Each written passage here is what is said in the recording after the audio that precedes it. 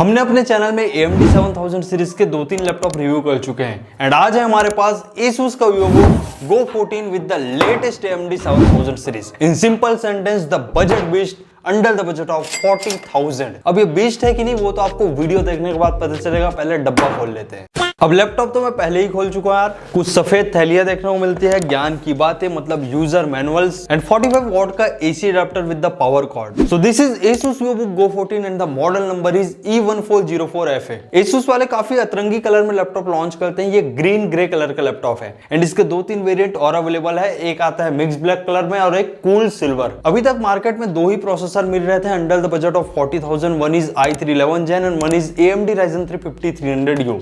लेकिन अभी मार्केट में नया रिवॉल्यूशन आया with the latest AMD Ryzen 3 7 Gen 7320U. So let's have a look at the specification and upgrades of this laptop. So this Asus Vivo Go 14 have latest AMD Ryzen 3 7320U processor, Gen 2 architecture में based है, 6 nanometer में fabrication हुआ है, 4 core and 8 thread के साथ आता है, L3 कैसे मेमोरी है 4 MB and base clock frequency है 2.4 GHz एंड आपको मैक्सिमम बूस्ट में 4.1 GHz का बूस्ट क्लॉक फ्रीक्वेंसी देखने को मिलेगा। एंड सीधे शब्दों में बताऊं तो आपको 12 से 15% ज्यादा परफॉर्मेंस देखने को मिलेगा इन AMD Ryzen 3 7320U। और वही AMD Radeon 600M ग्राफिक्स देखने को मिलता है with the 2 core unit and frequency is 1900 megahertz. 8GB LPDDR5 5500 megahertz का ऑनबोर्ड रैम दिया गया है एंड ये लैपटॉप में आप बिल्कुल भी रैम अपग्रेड नहीं कर पाएंगे क्योंकि ऑनबोर्ड है ना। बाय द वे इसका परफॉर्मेंस भी काफी अच्छा रहने वाला है क्योंकि ये 5500 मेगाहर्ट्ज वाला रैम है। 512GB का PCIe NVMe.2 Gen 3 SSD दिया गया है। इनकेस अगर आप अपग्रेड करना चाहे तो रिप्लेस करके SSD 1 TB तक अपग्रेड कर पाएंगे। आई डोंट नो यहाँ पर Asus के लैपटॉप में क्या हो रहा है। जितने भी लैपटॉप रिव्यू कर रहा हूँ विद द 7020 सीरीज उसका SSD का स्पीड काफी ज्यादा कम देखने को मिल रहा है। यहाँ पर SSD का रीड स्पीड निकल के आया 895 Mbps and right speed is 868 Mbps। बाकी लैपटॉप को मैंने बूट करके देखा, इजिली 12 से 15 सेकंड में लैपटॉप बूट हो गया। That means no issue at the SSD। This laptop have latest Wi-Fi 6E connectivity and the Bluetooth version is 5। Windows 11 का ऑपरेटिंग सिस्टम आजकल सभी लैपटॉप में आते हैं। अलॉन्ग विद दैट यहाँ पर MS Office Home and student version 2021 भी साथ दिया गया है एंड साथ में McAfee एंटीवायरस का 1 ईयर का सब्सक्रिप्शन दिया गया है एंड यहाँ पर कोई भी Alexa बिल्ट इन नहीं है। तो देखो यार ये लैपटॉप मेरे को प्रोवाइड किया है A1 इलेक्ट्रॉनिक दक्षिण गंगोत्री सुपेला भिलाई। सो अगर आप भी दुर्ग भिलाई रायपुर या छत्तीसगढ़ से बिलोंग करते हैं then definitely you can visit A1 electronic. जाओ यार, नीचे डिस्क्रिप्शन में आपको एड्रेस एंड कॉन्टैक्ट नंबर देखने को मिल जाएगा। आप योगेश भैया से डायरेक्ट कॉन्टैक्ट कर सकते हैं। सो this is brand new Asus Vivo 14 with the green grey colour. दिखने में काफी एस्थेटिक लगता है यार, मतलब कलर ही अच्छा है ना, ग्रीन में ग्रे मिला दिया गया है।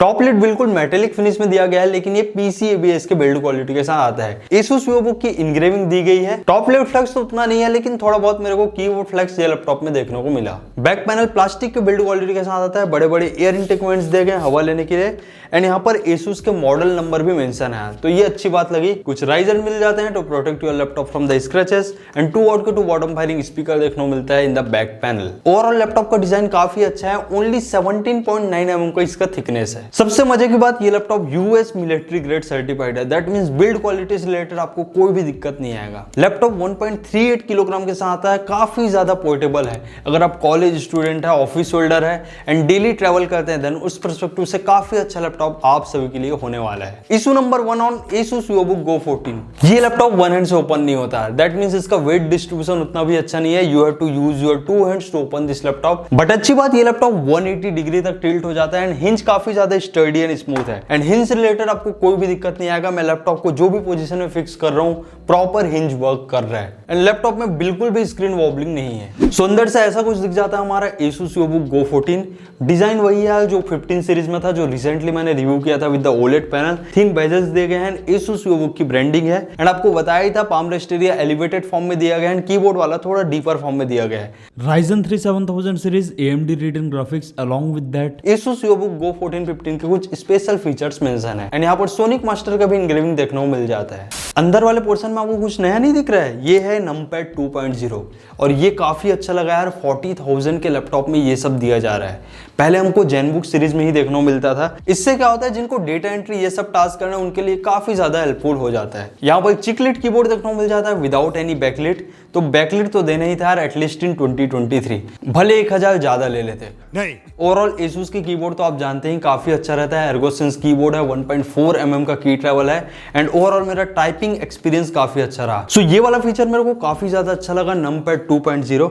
इसको आप एज अ नमपैड यूज कर सकते हैं। मतलब 14 इंच के लैपटॉप में नमपैड कहाँ रहता है, लेकिन ट्रैकपैड में ही नमपैड दिया गया है। Just you have to touch it to turn it on and यहाँ पर कुछ शॉर्टकट्स भी दिया गया है, लाइक आप राइट टू लेफ्ट स्वाइप करेंगे तो कैलकुलेटर ओपन हो जाता है एंड यहाँ पर आप देख पा रहे होंगे प्रॉपर सभी फंक्शंस वर्क कर रहे हैं। मतलब ये नमपैड ही है यार। बाकी trackpad is super smooth, fully clickable trackpad है यार एंड विंडोज 11 के सभी मल्टी जेस्चर सपोर्टेबल है and overall keyboard and palm rest area का अलाइनमेंट काफी अच्छा लगा in new Asus VivoBook Go 14 and ये लैपटॉप में कोई भी फिंगरप्रिंट नहीं है क्योंकि बजट वाला लैपटॉप है ना। So this laptop comes with the 14 inch full HD WV panel display, 250 nits का पीक ब्राइटनेस एंड 45% NTSC का colour gamete and refresh rate is 60 hertz. So overall बोलूं तो डिस्प्ले ठीक है यार 40,000 के हिसाब से, क्योंकि ये SVA पैनल भी नहीं है, ये WV पैनल का डिस्प्ले है। सो ओवरऑल सिटिंग पोजीशन में डिस्प्ले काफी अच्छा लगता है, लेकिन आप एंगल चेंज करते हैं तो आपको थोड़े वॉश्ड आउट कलर नजर आते हैं। अब ठीक है, प्राइस पॉइंट में कंपनी कहीं ना कहीं कॉस्ट कटिंग तो करती ही है एंड ये डिस्प्ले बिल्कुल मेट फिनिश में आता है, तो एज सच कोई भी रिफ्लेक्शंस आपको देखने को नहीं मिलेगा। सो अगर आप नॉर्मल मूवीज देखना चाहते हैं, डे टू डे टास्क करना चाहते हैं, देन उस पर्सपेक्टिव से आपको कोई भी दिक्कत नहीं आएगा इन दिस डिस्प्ले। बाकी आप IPS पैनल से कंपेयर करेंगे तो क्लियरली डिफरेंस नजर आता है। जो IPS पैनल कलर प्रोवाइड करता है वो काफी ज्यादा वाइब्रेंट रहता है, वही WV पैनल के कलर्स थोड़े वॉश्ड आउट लगते हैं। लेकिन हाँ, जिनको कलर ग्रेडिंग, वीडियो एडिटिंग ये सब टास्क करना है, देन ये डिस्प्ले आप अवॉइड कीजिए। और अभी HP ने भी Ryzen 7000 सीरीज के साथ लैपटॉप लॉन्च कर दिया है, उसका भी रिव्यू चैनल पे जल्द आएगा। Speaker is just super fine. यहाँ पर 2 watt का 2 बॉटम फायरिंग स्पीकर दिया गया with the sonic master audio support.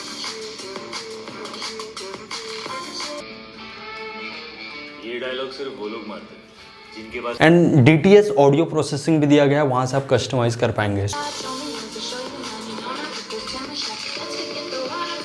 सो सच आप मूवी देखेंगे, म्यूजिक लिसनिंग करेंगे तो सच कोई भी दिक्कत नहीं है। Speaker quality just outstanding at this price point. 720 pixel का HD वेबकैम दिया गया है with the dual array integrated microphone and यहाँ पर प्राइवेसी शटर भी मेंशन है यार।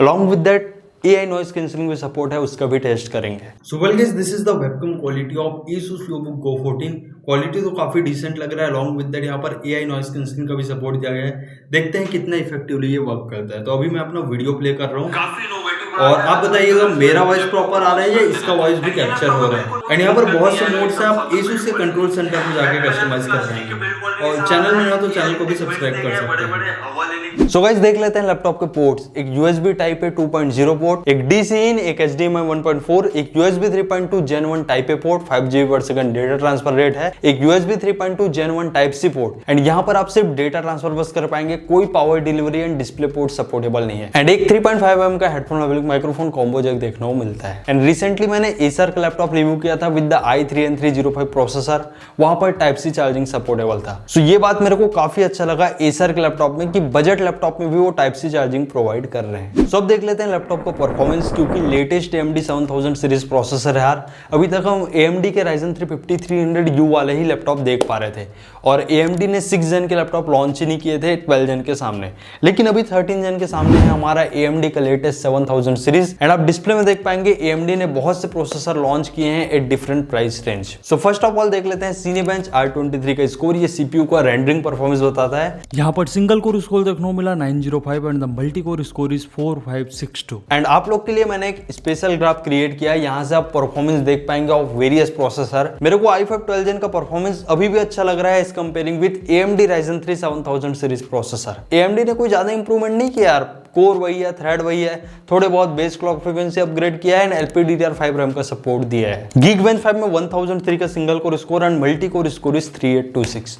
एंड यहाँ भी आप ग्राफ देख पाएंगे which processor is more powerful. And मेरे को AMD Ryzen 7000 सीरीज में कोई ज्यादा ही परफॉर्मेंस डिफरेंस देखने को नहीं मिला, उससे अच्छा मेरे को इंटेल का 12 Gen सीरीज लगा। लेकिन हाँ, ग्राफिक्स डेफिनेटली आपको AMD वाले लैपटॉप में ज्यादा अच्छा देखने को मिलेगा। 3D Mark 10 में 619 का टाइम स्पेस स्कोर देखने को मिला, PC Mark 10 में 4118 का स्कोर देखने को मिला which is decent as per this budget, and आराम से लैपटॉप में मल्टीटास्किंग कर पाएंगे क्योंकि ये लैपटॉप में LPDDR5 रैम दिया गया है with the 5500 megahertz frequency. And Geekbench 5 में एक OpenCL स्कोर रहता है जो ग्राफिकल परफॉर्मेंस बताता है, एंड स्कोर निकल के आया 6302। सो दोस्तों यहाँ पर मैंने वीडियो एडिटिंग टेस्ट किया, 4K 30 FPS का फाइल इंपोर्ट किया इन Adobe Premiere Pro, and 4K 30 FPS में ही रेंडर करने में ये ले लिया around 8 to 10 minute. That means ये लैपटॉप 4K एडिटिंग के लिए कैपेबल नहीं है, लेकिन फुल HD लेवल का वीडियो एडिटिंग बटर स्मूथ कर पाएंगे 2-3 लेयर वाला, उससे ज्यादा नहीं। गेमिंग टेस्ट के बिना लैपटॉप का रिव्यू तो अधूरा ही लगता है यार। लेटेस्ट AMD का Ryzen 7000 सीरीज है एंड 2 कोर वाला ग्राफिक्स दिया गया है, वही पुराना विद द 1900 मेगाहर्ट्ज फ्रीक्वेंसी। सो देखते हैं क्या है इसका गेमिंग में परफॉर्मेंस।